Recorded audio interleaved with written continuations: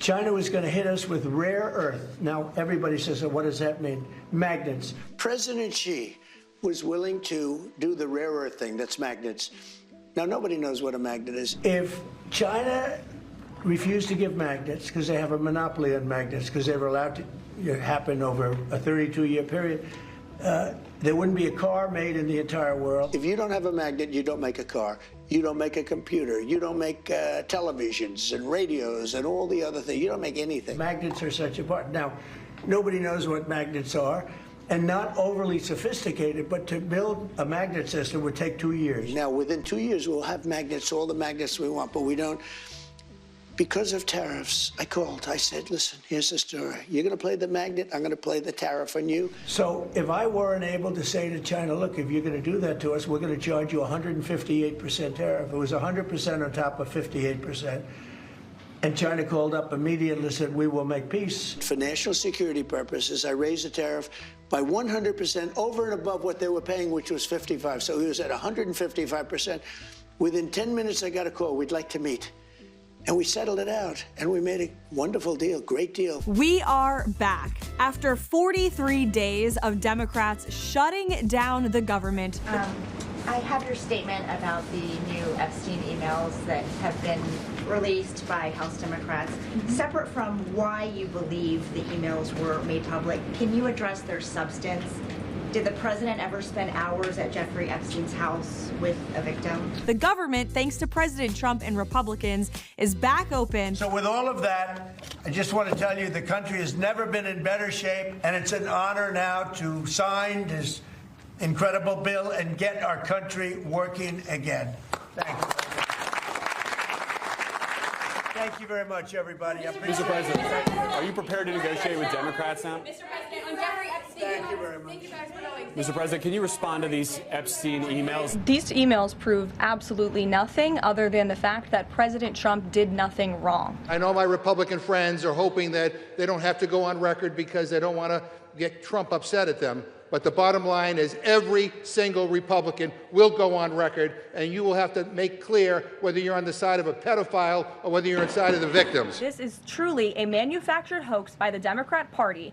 For now they're talking about it all of a sudden because President Trump is in the Oval Office. But when Joe Biden was sitting in there, the Democrats never brought this up. You weren't ever on Jeffrey Epstein's jet, were you?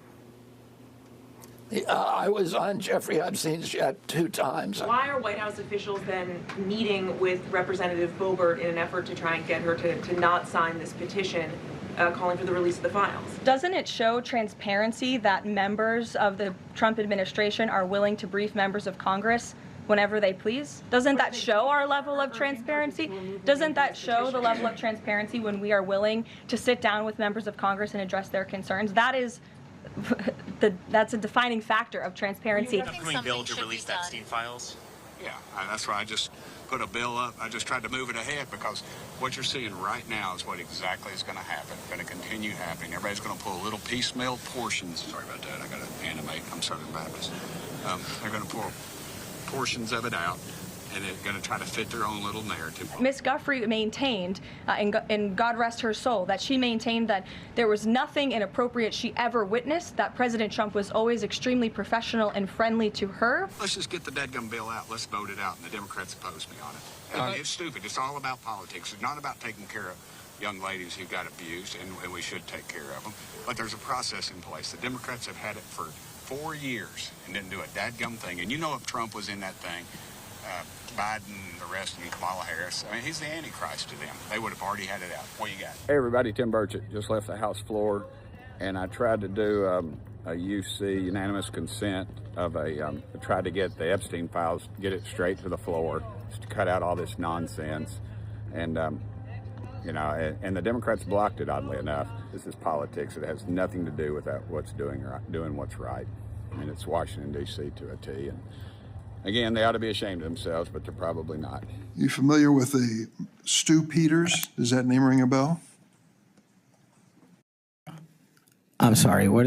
Are you familiar with Mr. Stu Peters? Not off the top of my head. He made 8 separate appearances on his podcast.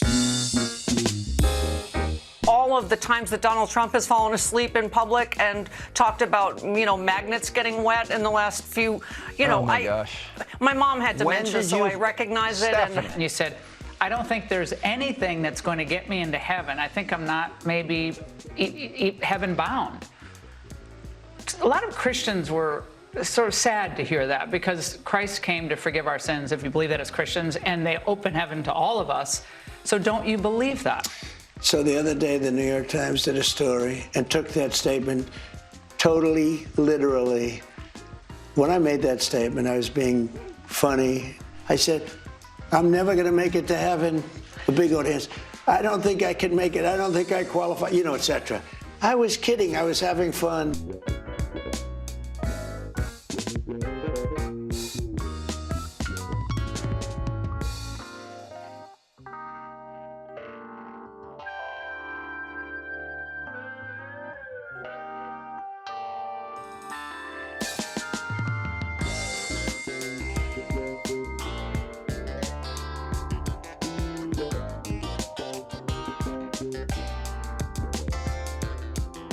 I'm always willing to work with anyone, including the other party.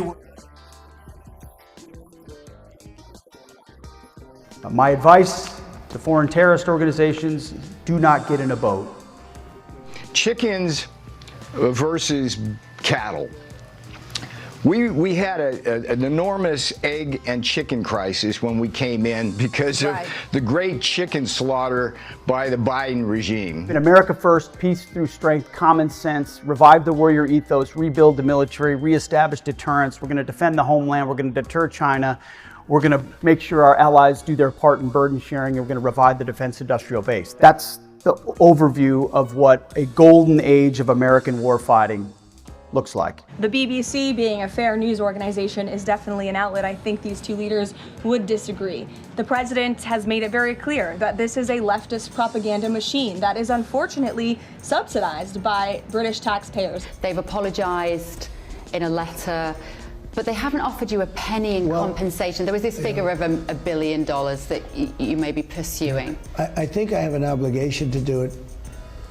Look, I'm not looking to get into lawsuits. We'll sue them for anywhere between $1 billion and $5 billion, probably sometime next week. No more social justice, no more political correctness, no more toxic ideological garbage that infected the department. No more identity months, no more DEI offices, no more dudes in dresses. No more climate change.